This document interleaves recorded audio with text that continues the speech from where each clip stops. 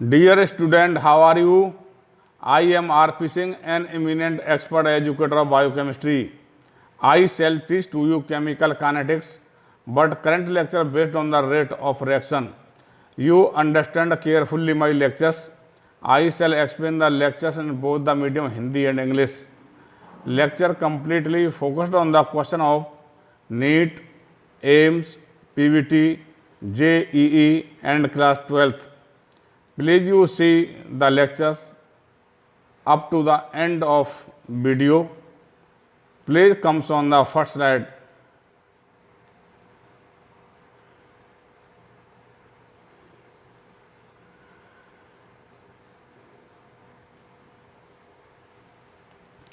Chemical kinetics.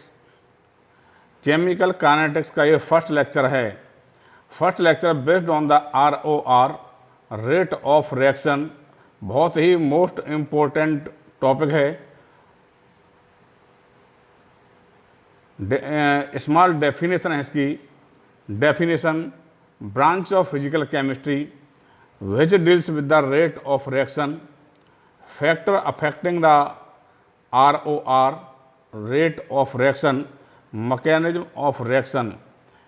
ये बहुत ही important topic है केमिकल काइनेटिक्स का। और इसमें आपको rate of reaction, ROR and factor affecting the ROR, कौन कौन से फैक्टर हैं, कारक हैं जो अभिक्रिया की दर को प्रभावित करते हैं, ये आपको पढ़ना है। ये स्मॉल डेफिनेशन है इसकी। Small definition, branch of the physical chemistry which deals with the rate of reaction, ROR। इसको आप ध्यान रखिए, मैं इसको ROR ही बोलूँगा, rate of reaction. Factor affecting the rate of reaction, इसकी हमको स्टडी करनी है।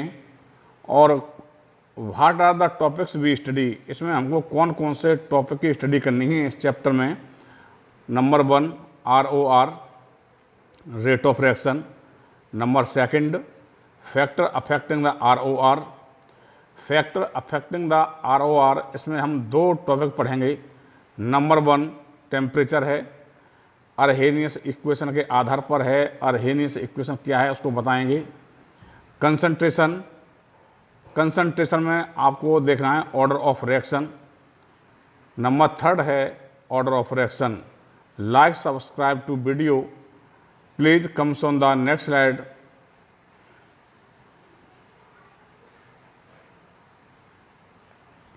कौन कौन से ऑर्डर हैं उनको हम देखते हैं। First order reaction, second order reaction, third order reaction and 0 order reaction.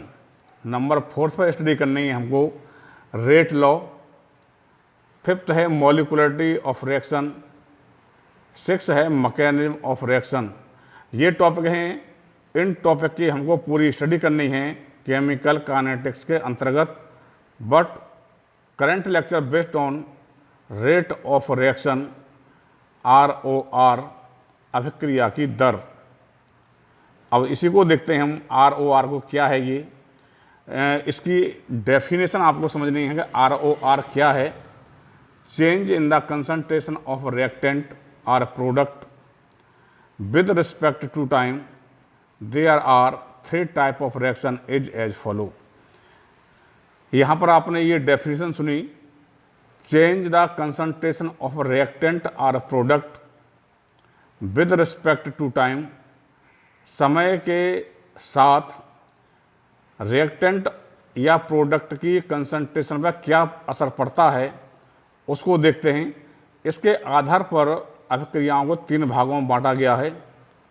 Reaction divided into 3 part on the basis of their concentration. Number 1 very fast reaction और ionic reaction. This type of reaction completed in microsecond. Very fast reaction और ionic reaction, ये ऐसी अभिक्रिया हैं जो microsecond में complete हो जाती हैं। और इन अभिक्रियाओं के बारे में हम कोई भी आकलन नहीं लगा सकते हैं, हम इस पर कोई भी स्टडी नहीं कर सकते, इतनी फास्ट हो जाती हैं। इसके लिए मैं आपको एक अगली स्लाइड में ले चलता हूं।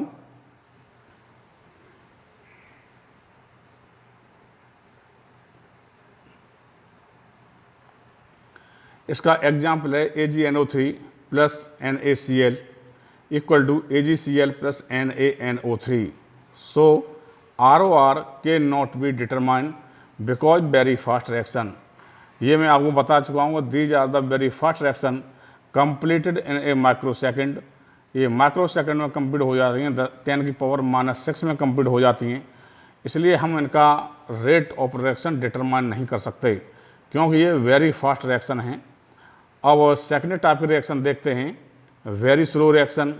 जस्ट इसका अपोजिट है, ROR इज वेरी स्लो। यहाँ अभिक्रिया की दर बहुत ही स्लो होती है और यहाँ पर भी हम इसके रेट को डिटरमाइन नहीं कर सकते क्योंकि rusting of iron take place in a year. So ROR can not be determined. किसी भी आयरन पर जंग लगने का जो प्रोसेस है वो वर्षों में या 6 महीने में कंप्लीट हो पाता है। ये जो चैप्टर है chemical kinetics completely depend on the industry पर डिपेंड है। और इंडस्ट्री में अगर इतनी स्लो रिएक्शन होगी तो हमको कोई प्रोडक्ट बनाना है तो हम उस प्रोडक्ट के बनाने के लिए 1 वर्ष का इंतज़ार अभिक्रिया का नहीं कर सकते, या वेरी फास्ट रिएक्शन हो तो वहाँ पर हम कुछ भी नहीं कर सकते। वेरी स्लो रिएक्शन है तो यहाँ पर भी हम कोई भी वर्क नहीं कर सकते। इसका ROR हम डिटरमाइन नहीं कर सकते। जैसे मैंने एग्जाम्पल दिया है, लोहे पर जंग का लगना 1 वर्ष में कंप्लीट हो पाता है, तब जाके प्रोडक्ट बने। तो हम 1 वर्ष तक इंतजार करेंगे प्रोडक्ट बनाने में, तो हो सकता है फैक्ट्री बंद हो जाएगी, इंडस्ट्री बंद हो सकती है। इसके लिए एक थर्ड टाइप की रिएक्शन है, it is the molecular reaction. ROR of reaction is determined due to it take finite time. Moderate type of reaction, ये ऐसी अभिक्रिया हैं इनके लिए थोड़ा सा फाइनाइट टाइम चाहिए और उसी फाइनाइट टाइम में ये पूरी हो जाती हैं। इसलिए यही अभिक्रियाएं हमको इंडस्ट्री में करनी पड़ती हैं क्योंकि इनके लिए थोड़ा सा फाइनाइट टाइम की आवश्यकता पड़ती है। जैसे N2 plus H2 equal to 2NH3 Haber process for the formation of ammonia. ये मॉडरेट टाइप ऑफ रिएक्शन हैं। अब देखते हैं रेट ऑफ रिएक्शन, इसके बारे में हम डिटेल स्टडी करेंगे और आप इसको सुनते जाइए, समझते जाइए। ये बहुत ही इम्पोर्टेंट टॉपिक है और इस टॉपिक को समझना बहुत ही ज़रूरी है, चाहे यूपी बोर्ड का एग्जामिनेशन हो, चाहे आप जो IIT या JEE मेंस एडवांस जो देते हों, नीट PVT, यहाँ से क्वेश्चन बनने हैं, बहुत अच्छे क्वेश्चन बनते हैं। Rate of reaction, the rate of reaction is a change in concentration per unit time. ये एक डेफिनेशन है, कैसे कंसंट्रेशन चेंज होता है ये आप आगे देखेंगे। क्या प्रोसेस है जिससे कंसंट्रेशन चेंज हो जाता है, इसको आपको आगे देखने को मिलेगा। Please comes on the next slide.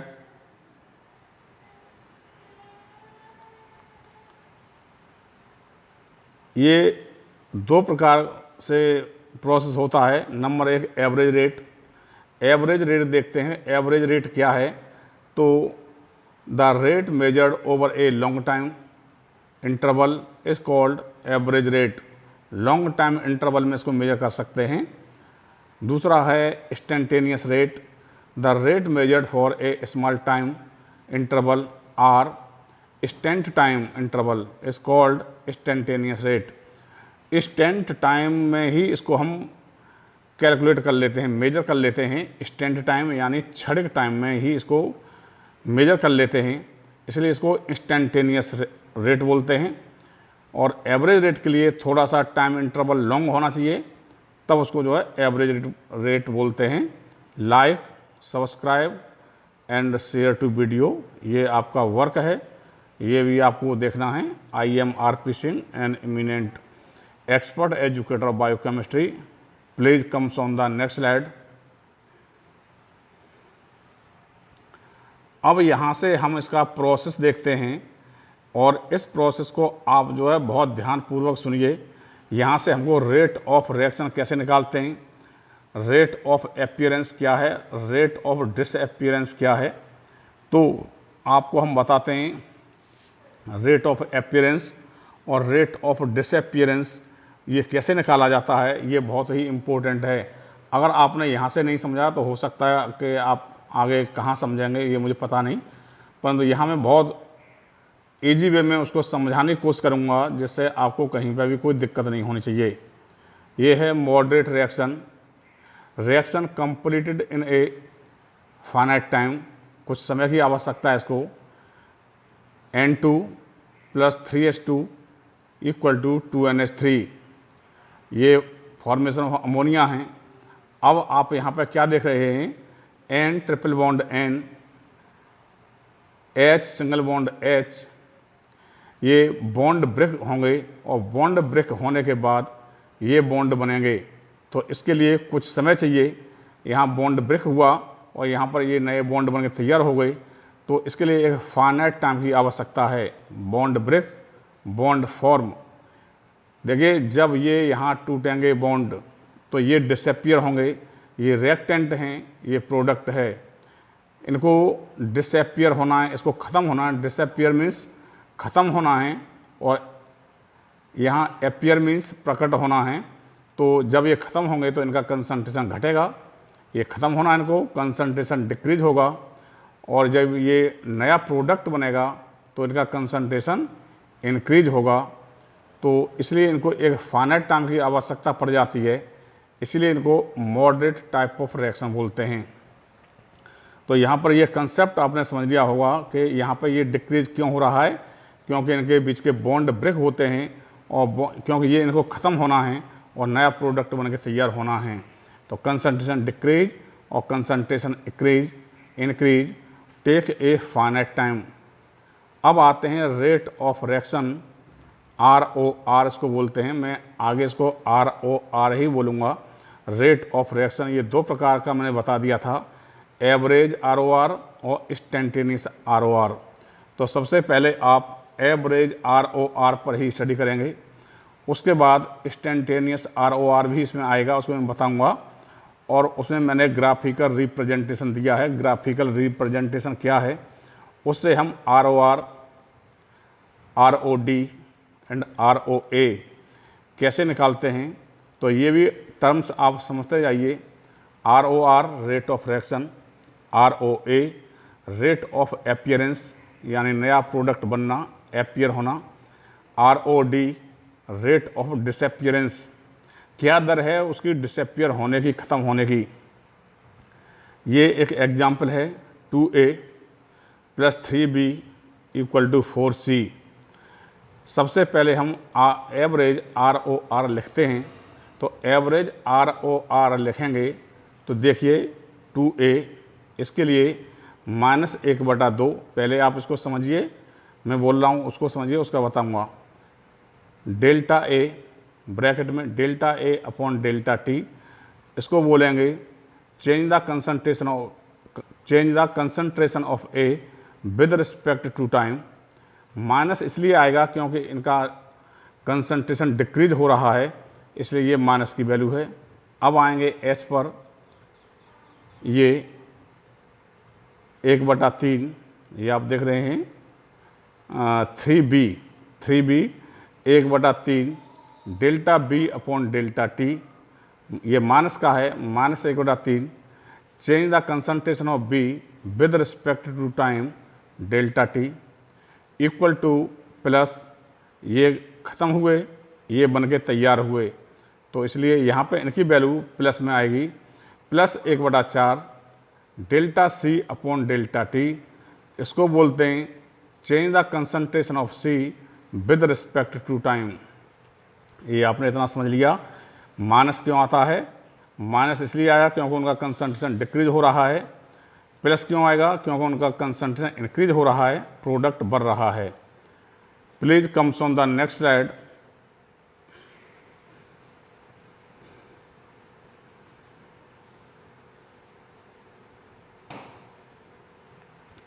एक और एग्जाम्पल लेते हैं हम।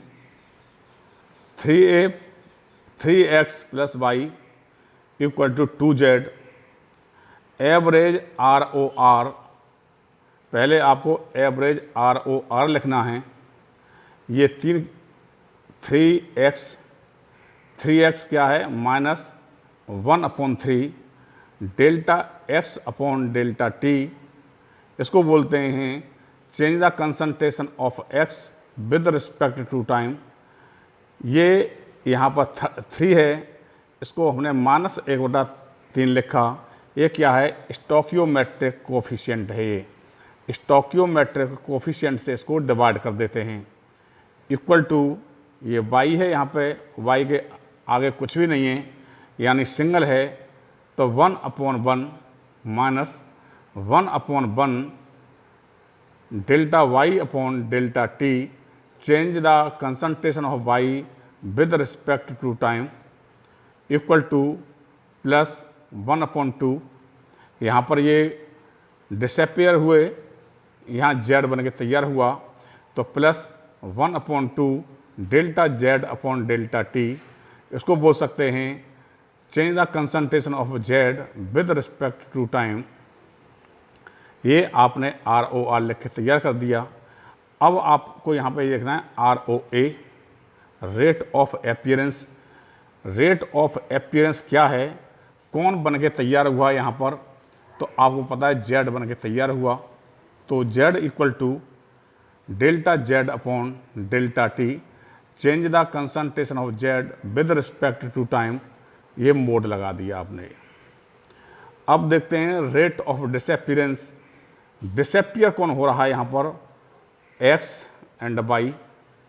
तो रेट ऑफ डिसअपियरेंस, इसको ROD बोलते हैं। ROD x equal to delta x upon delta t, change the concentration of x with respect to time, mod y equal to delta y upon delta t, change the concentration of y with respect to time. ये mod, unit है mole, litre inverse, second inverse. तो यहाँ पर आपने, मुझे पूर्ण विश्वास है कि यहाँ पर आपने इसको देखा और आपने यहाँ पे ROA and ROD, rate of appearance यानी प्रकट होना, बनना, रेट ऑफ डिसअपीयरेंस खत्म होना, ये आपने यहाँ से पूर्ण रूप से समझ लिया होगा। अब इसके लिए मैं आपको एक अगली स्लाइड पर लेकर चलूँगा। Please comes on the next slide.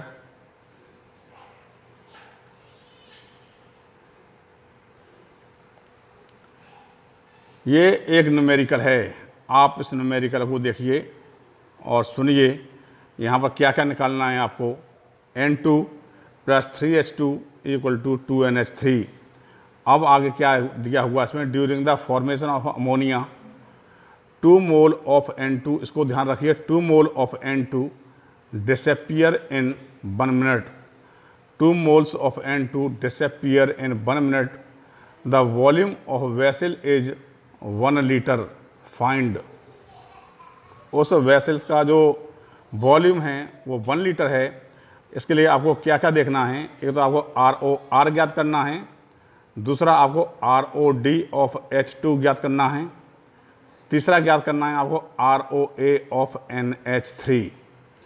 ये 3 वैल्यू आपको कैलकुलेट करनी है। उसके लिए हम सॉल्यूशन देते हैं। सॉल्यूशन को देखिए। Solution delta N2 upon delta T, ये आपको दिया हुआ है। 2 mole of N2 disappear, delta N2 upon delta T equal to -2 mole upon per litre 1 minute, यानी 1 litre per minute equal to -2 mole 1 minute, यानी 60 सेकेंड और 1 लीटर। जब आप इसको कैलकुलेट करेंगे तो 1/30 मोल लीटर सेकंड इनवर्स आ जाएगा। अब हम देखते हैं ROR।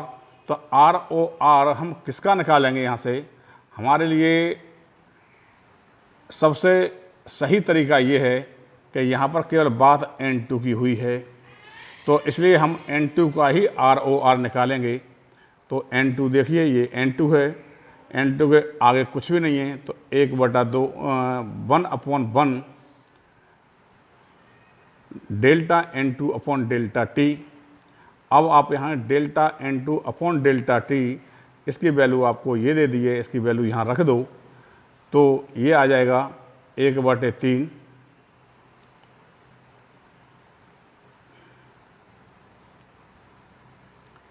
यहाँ से हम ROR निकालते हैं। ये तो हमने पूरा इक्वेशन लिखा है, यहाँ से हम ROR निकालते हैं। ROR 1 इसकी निकालेंगे, 1/1 इक्वल टू 1/30।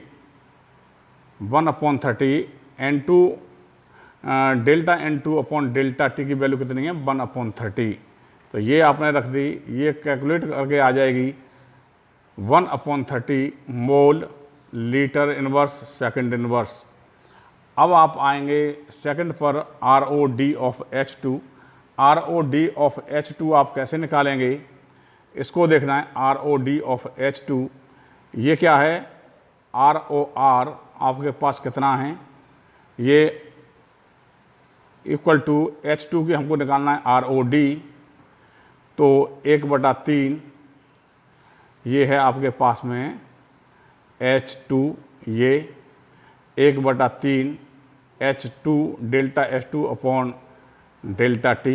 इसको आप इधर लेंगे, यहाँ से इधर लेंगे, तो ये 1/30 1/3 H2 जब आप इधर ले आएंगे इसको, तो 1/30 इंटू 3/1 ये कैलकुलेट करके आ जाएगा 1/10 mole litre inverse second inverse. आप इसको एक बार और अच्छी तरह समझ लीजिए, मैं इसको और समझना चाहूँगा। यहाँ पर बात हुई थी केवल N2 की। N2 2 mole of N2 disappear in 1 minute 1 litre. तो सॉल्यूशन था इसका, हम केवल N2 पर ही बात करेंगे। Delta N2 upon delta T 2 mole per litre per minute, 2 mole 1 into 60 second 1/30 ये निकल के आ गया। ROR आपको ज्ञात करनी है, तो ये क्या है? पूरा इक्वेशन है। ROR हमने इसका पूरे का लिख दिया। अब यहाँ से हमको ROR निकालना है, तो ये पहला पॉइंट है ROR। तो हम यहाँ से ROR केवल N2 का निकाल सकते हैं, क्योंकि N2 की ही बात हुई है यहाँ, और किसी की बात नहीं हुई। तो ROR 1/1 N2 delta N2 upon delta T। तो ये delta N2 upon delta T की वैल्यू ये है 1/30, यहाँ रख दो। ये कैलकुलेट करके आ जाएगा 1/30। अब ROD of H2, ROD of H2 ये H2 है ये, तो ROR की वैल्यू 1/30, ये 1/3 stoichiometric coefficient 1/3 delta H2 upon delta T। इसको जब आप इधर लेंगे तो 1/30 into 3/1 equal to 1/10 mole litre inverse second inverse. Please comes on the next slide. ये वही न्यूमेरिकल है, इसमें केवल एक लास्ट वाला टॉपिक रह गया है। हमको ROA ऑफ NH3 निकालना है। ROA of NH3, ROA of NH3 कैसे निकलेगा? ये आप देखिए, ROR equal to twice NH3 है ये, तो 1/2 stoichiometric coefficient plus 1/2 NH3 upon delta T। ROR कितना निकाला था? 1/30, ये 1/2 NH3 upon delta T। Delta NH3 upon delta T जब हम इधर ले लेंगे इसको, तो 1/30 इंटू 2/1 ये कैलकुलेट हो गया आ जाएगा 1/15 answer. Please comes on the next slide.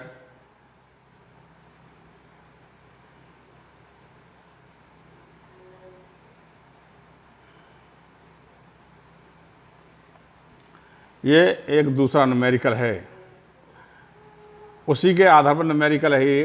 Twice N2O5 equal to 4NO2 plus O2। Rate of appearance of NO2 is 2 mole per litre per second. Find ROR, ROD of N2O5। अब यहाँ पर आपको इसका पूरा solution है, देखेंगे। ROA of NO2, ROA of NO2 ये appearance है तो यहाँ अपीयरेंस की ही बात हुई है, अपीयरेंस ऑफ NO2, इसी पे बात हो रही है। 2 मोल ROA of NO2 delta NO2 upon delta T, 2 moles दिया हुआ है, ये निकल के आ गया ये। अब यहाँ से हमको ROR निकालना है, तो ROR 1/+1/4, ये +1/4 delta NO2 upon delta T, इसकी वैल्यू कितनी है 2 मोल्स, रख दो इसको 1/4 into 2 equal to 1/2 mole litre inverse second inverse. ROR equal to -1/2,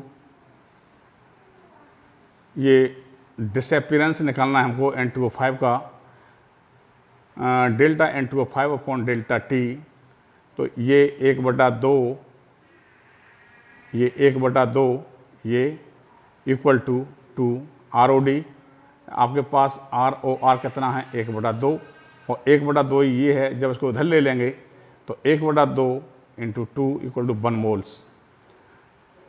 please comes on next side.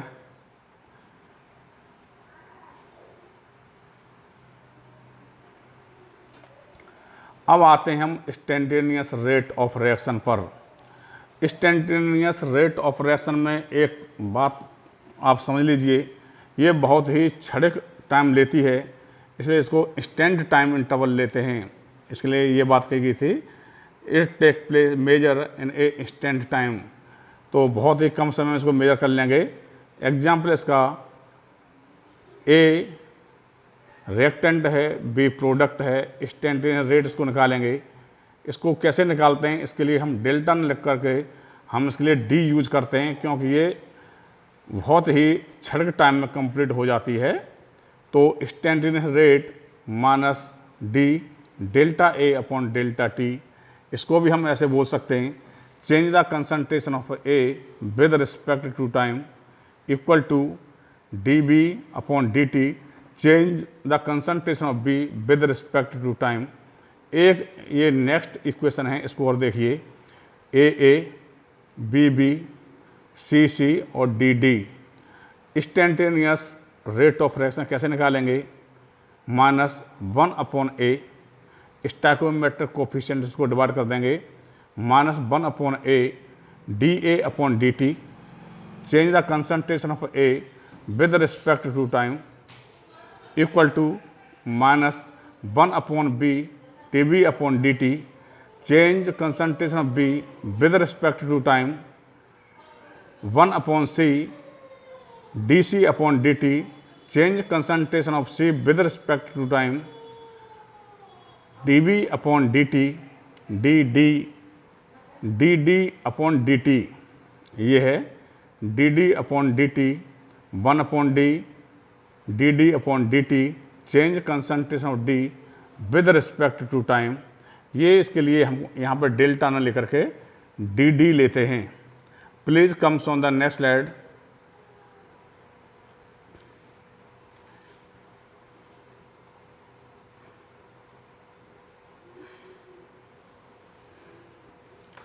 Instantaneous rate of reaction, इस पर एक न्यूमेरिकल है, न्यूमेरिकल सेम टू सेम उसी प्रकार से होता है, केवल आपको समझना है। Reaction A+2B equal to 3C + 2D में से मैं किसी क्षण यानी इंस्टेंटेनियस की बात हो रही है, किसी क्षण D की सांद्रता में होने वाले परिवर्तन की दर 0.4 मोल लीटर सेकेंड इनवर्स है, तो ज्ञात करो ROR, ROD of A and B, ROA of C। अब हम इसको देखते हैं, A 2B 3C + 2D, इसके लिए ROR लिखते हैं, D change concentration of A with respect to time equal to 1/2 change concentration of B with respect to time, ये है। अब इस पर आते हैं C पर, +1/3 change concentration of C with respect to time delta T, +1/2 D D, change concentration of D with respect to time delta T. ये आपने पूरा इक्वेशन लिख लिया इंस्टेंटेनियस फॉर्म में अकॉर्डिंग टू इक्वेशन। अब हम देखते हैं क्या है। D D upon D T ये आपको दिया हुआ है, D D upon D T ये आपको दिया हुआ है यहाँ पे, D D upon D T equal to 0.4 mole litre inverse second inverse R O R. अब आप ये देखें आर ओ आर हमको किसका आर ओ आर निकालना है, केवल डी का, डी की बात हो रही है यहाँ पे। तो डी कितना है आपके पास में 1/2, 1/2 D D upon D T. तो D D upon D T आपके पास कितना आया है उसको आप देख लो। D D upon D T आपके पास निकल के आया कितना, ये 0.4। यहाँ इसको मल्टीप्लाई कर दो equal to 0.2 mole litre inverse second inverse. Please comes on the next slide.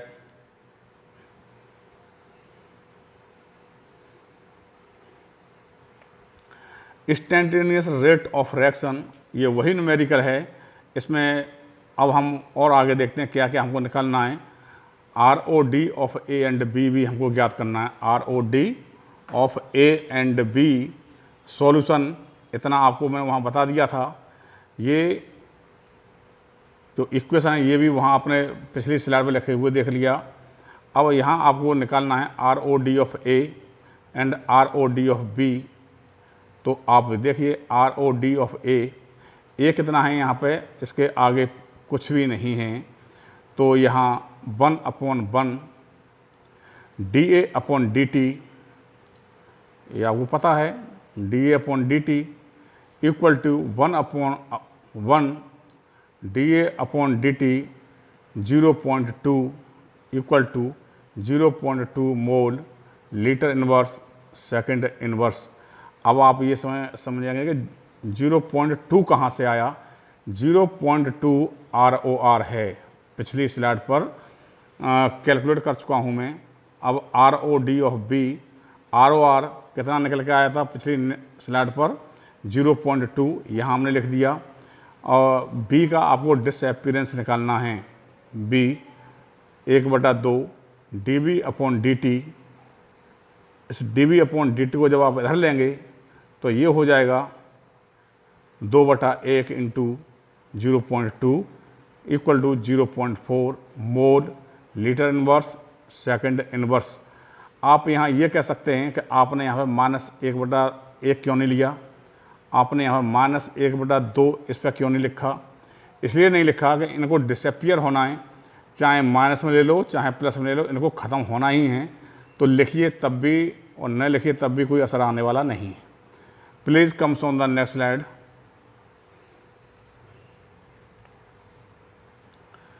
वही न्यूमेरिकल है, यहाँ पर आपको ये निकालना है R O A of C, R O A of C निकालना है।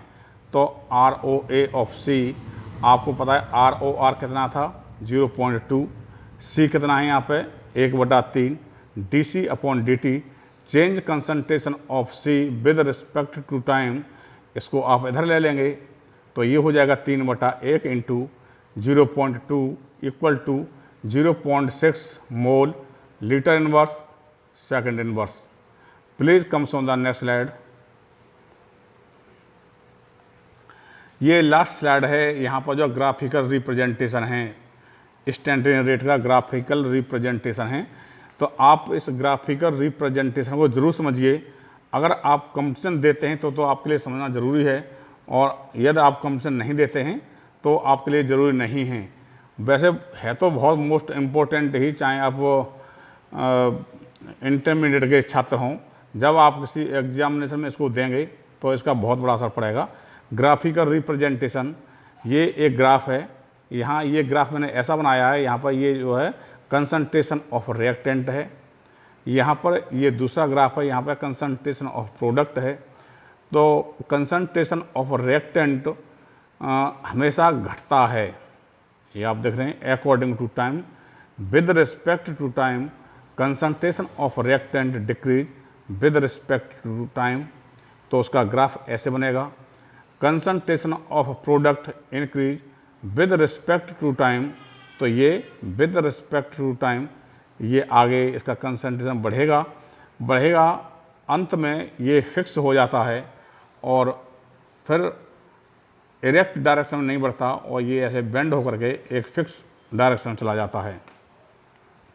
अब एक न्यूमेरिकल है, इसको आप देखिए, ये एक न्यूमेरिकल है, ये ग्राफ है। ग्राफ के आधार पर हम न्यूमेरिकल कैसे निकाल सकते हैं ये भी हमको पता होना चाहिए। तो ये ग्राफ है, ये N2 + thrice H2 = twice NH3, find ROD of N2, ये आपको दो निकालने हैं। अब आप यहाँ पे ये देखिए, ये कंसंट्रेशन ऑफ H2 आपको दिया है, सबसे पहले 10 दिया है, 10 2 मिनट में उसका कंसंट्रेशन H2 का 10 था, 10 मोल लीटर इनवर्स सेकंड इनवर्स था पहले 2 मिनट में। फिर अगले 2 मिनट में क्या हुआ कि वो कंसंट्रेशन घट के 6 हो गया, यानी मिनट कितनी हुई, 4। अब आप देखिए यहाँ से, अब देखिए dH2/dt, भाई H ही तो हमको पता है, dH2/dt = स्लोप tan थीटा निकालेंगे, इसलिए इसके लिए tan थीटा लेना है। dH/dt आपको पता है, ये dH है, यहाँ कंसंट्रेशन डिक्रीज हुआ और ये यहाँ टाइम है, तो हमने dH/dt slope tan theta y2 - y1 x2 - x1। देखिए ये यहाँ पर 10 से 6 हुआ, तो 6 - 10/4 - 2। अगले 2 मिनट में ये कंसंट्रेशन घट गया, तो पहले 2 था, फिर अगले 4 मिनट में ये घट के कितना हो गया, 6।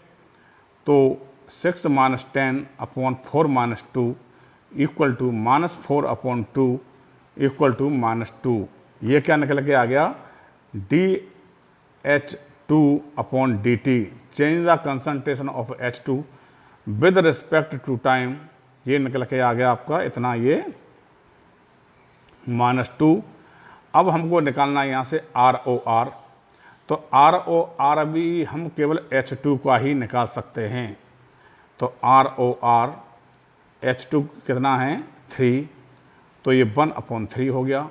dH2/dt ये आपको दिया हुआ है, तो dH2/dt आपको कितना दिया हुआ है, -2। देखिए यहाँ से ये -2 इसकी वैल्यू आई, तो 1/3 × -2 = 2/3, ये आंसर आ गया इसका। ROD ऑफ N2 निकालना है, वो हमको ROD डिसअपियरेंस निकालना है N2 का, ROD ऑफ N2। तो ये आपके पास N2 है, इसके पहले कुछ भी नहीं है, तो नहीं है तो अब कोई बात ही नहीं।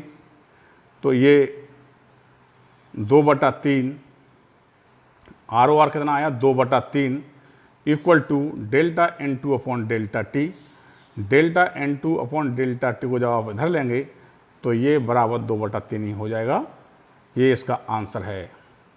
तो हो सकता है, मैं समझता हूँ कि आपको ये वीडियो बहुत अच्छी तरह से समझ में आई होगी। मैंने इसको समझाया भी बहुत अच्छी तरह से है और इसमें कहीं पर भी कोई कमी नहीं छोड़ी। ये रेट ऑफ रिएक्शन पर आधारित ये वीडियो है और ये graphical representation, order of reaction जब आप पढ़ेंगे तो उसमें इसकी ज़रूरत पड़ेगी, इसलिए मैंने इस पर इसको यहाँ ग्राफिकल रिप्रेजेंटेशन को बताया, क्योंकि जो नेक्स्ट आगे लेक्चर आएगा, तीसरा या चौथा जो लेक्चर होगा, उसमें ग्राफिकल रिप्रेजेंटेशन की आपको आवश्यकता पड़ेगी। ऑर्डर ऑफ रिएक्शन कैसे निकालते हैं, तो ऑर्डर ऑफ रिएक्शन के लिए आपको ग्राफिकल रिप्रेजेंटेशन समझ में आ जाना चाहिए। All the very best, thanks for watching.